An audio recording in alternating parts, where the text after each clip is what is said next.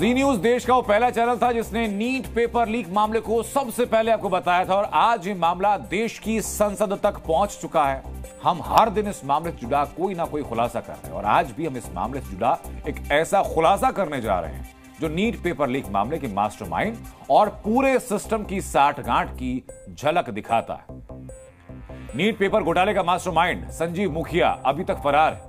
जांच एजेंसी उसकी तलाश में है, लेकिन सच्चाई है कि पुलिस ने संजीव मुखिया को शुरुआत से बचने के भरपूर मौके दिए।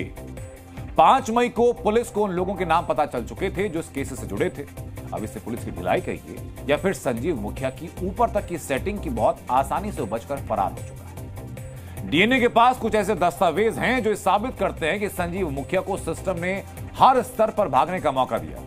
आज आपको ईओयू की डायरी के कुछ हिस्से हम दिखाने वाले हैं।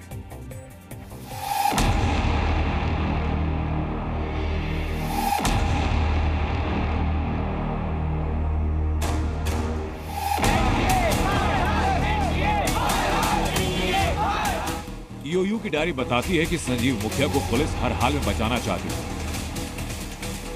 हम इस डायरी को डिकोड करने जा रहे हैं। इसमें 5 मई को ही कार्रवाई का जिक्र है। इसमें 5 मई की नीट पेपर लीक मामले में कुछ गिरफ्तारियां हुई थी। कुछ नामों पर गौर करिए। सिकंदर यादवेंदु, अखिलेश कुमार, बिट्टू कुमार और आयुष राज। इन युवकों को पुलिस ने नीट पेपर लीक मामले में गिरफ्तार किया। इन्हीं युवकों ने बताया कि संजीव सिंह और संजीव मुखिया, रॉकी, नीतीश और अमित आनंद के जरिए नीट परीक्षा में सेटिंग करवाई गई। सेटिंग से मतलब यह कि कुछ परीक्षार्थियों को परीक्षा पत्र और उत्तर समेत पहले से हटवाए गए। डायरी में लिखा कि संजीव मुखिया, रॉकी, नीतीश और अमित आनंद कुछ परीक्षार्थियों को उत्तर हटवाने के लिए अपने साथ ले गए।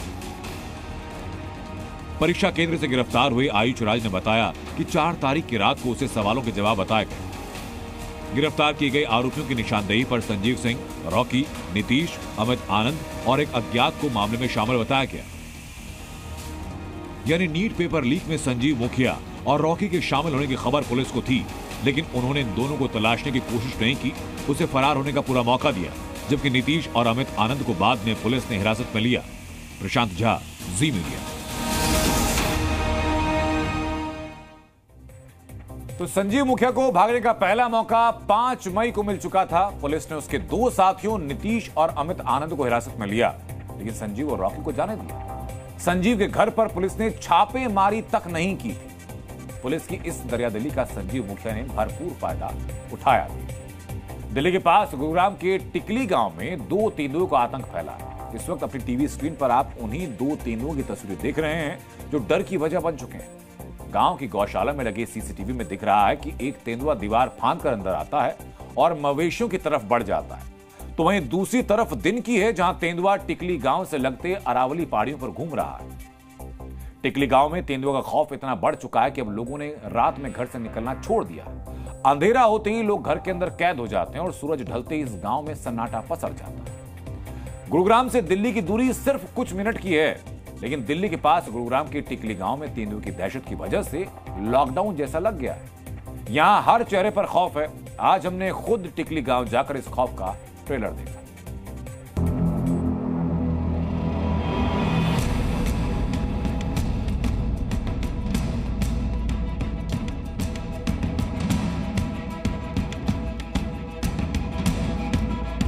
एक महीना से तो गौशाला में बहुत ही ज्यादा उजाड़ हो रहा है। कैसे निकल रहे हैं? आपके जो बच्चे हैं, आपके परिवार के लोग हैं, डर लग रहा होगा उन्हें? डर लगा है। पहले बखत्ता आ जाए तब वारियां में लगे 2-2, 4-4 आदमी।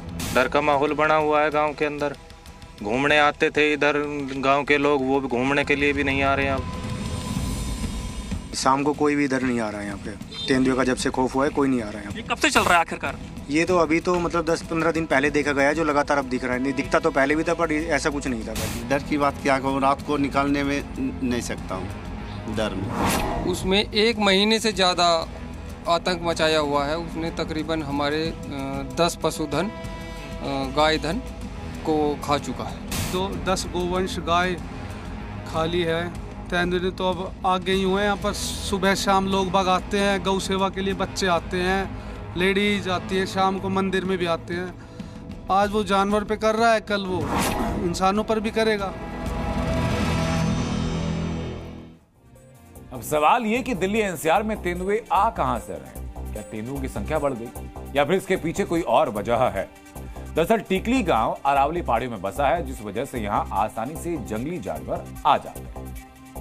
पिछले 10 दिनों में भीषण गर्मी की वजह से अरावली में कई लेक और तालाब सूख गए हैं। पानी की तलाश में तेंदुए जंगल से बाहर आ रहे हैं। सरिस्का नेशनल पार्क में टाइगर की आबादी 30 पहुंच चुकी है। सरिस्का में टाइगर की आबादी बढ़ने की वजह से भी तेंदुए अरावली की तरफ आ रहे हैं, क्योंकि तेंदुओं को टाइगर से जान का खतरा रहता है। साल 2022 में दिल्ली वन विभाग और बॉम्बे नेचुरल हिस्ट्री सोसाइटी ने एक रिसर्च में बताया कि दिल्ली एनसीआर में कम से कम 10 से ज्यादा तेंदुए हैं जो गर्मी के मौसम में पानी की तलाश में अरावली के जंगलों से बाहर निकल आते हैं। तेंदुओं का गुरुग्राम में दिखना भी इसी से जोड़कर देखा जा रहा है। जी न्यूज़।